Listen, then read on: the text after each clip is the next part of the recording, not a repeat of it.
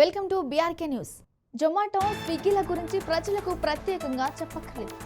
ఇంట్లో ఉంటూ క్షణాల్లో మనకు కావాల్సిన ఫుడ్ని మన వద్దకు తీసుకొచ్చే పుష్పక విమానం.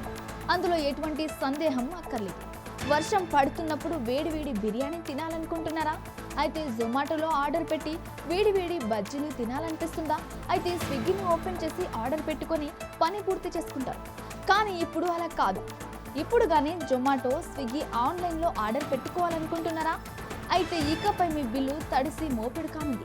ఎందుకు ఇప్పుడు తెలుసుకుందాం. ఫుడ్ డెలివరీ ప్లాట్ఫామ్స్ అయిన స్విగ్గీ, జొమాటోలు వినియోగదారులకు షాక్ ఇచ్చాయి. వర్షాకాలం కోసం కొత్త నియమాలను తీసుకొచ్చాయి. ఇకపై వర్షం సమయంలో, బ్యాడ్ వెదర్ ఉన్న సమయంలో ఫుడ్ డెలివరీ చేయాలంటే సబ్స్క్రిప్షన్ వినియోగదారుడు కూడా అదనంగా ఛార్జీలు చెల్లించాల్సిందే. సాధారణ యూజర్లతో సహా సబ్స్క్రిప్షన్ కలిగిన వినియోగదారులను కూడా ఇకపై ఒకే విధంగా ట్రీట్ చేయనున్నాయి.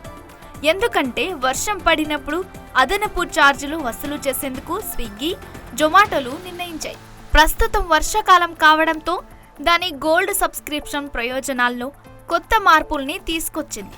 శుక్రవారం నుంచి వర్షాకాలంలో గోల్డ్ సభ్యులకు సర్చ్ ఫీజుల నుంచి మినహాయింపును తీసేసింది.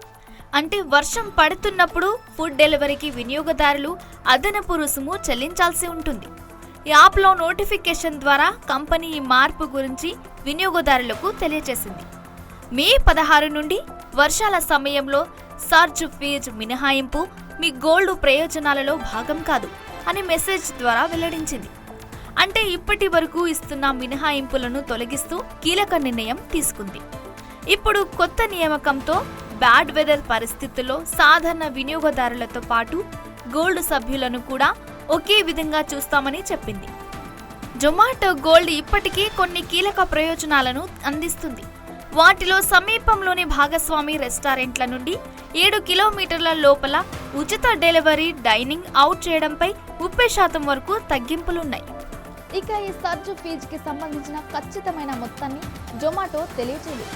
క్లిష్ట వాతావరణ పరిస్థితుల్లో పనిచేసే డెలివరీ భాగస్వాములకు మెరుగైన పరిహారం అందించడానికి ఈ అదనపు ఛార్జ్ కంపెనీకి సహాయపడుతుందని జొమాటో వివరించింది. ఇప్పటికే జొమాటో తన భాగస్వామ్య రెస్టారెంట్లతో 50-50 రీఫండ్ షేరింగ్ విధానాన్ని నిలిపివేసిన తర్వాత ఈ నిర్ణయాన్ని ప్రకటించింది.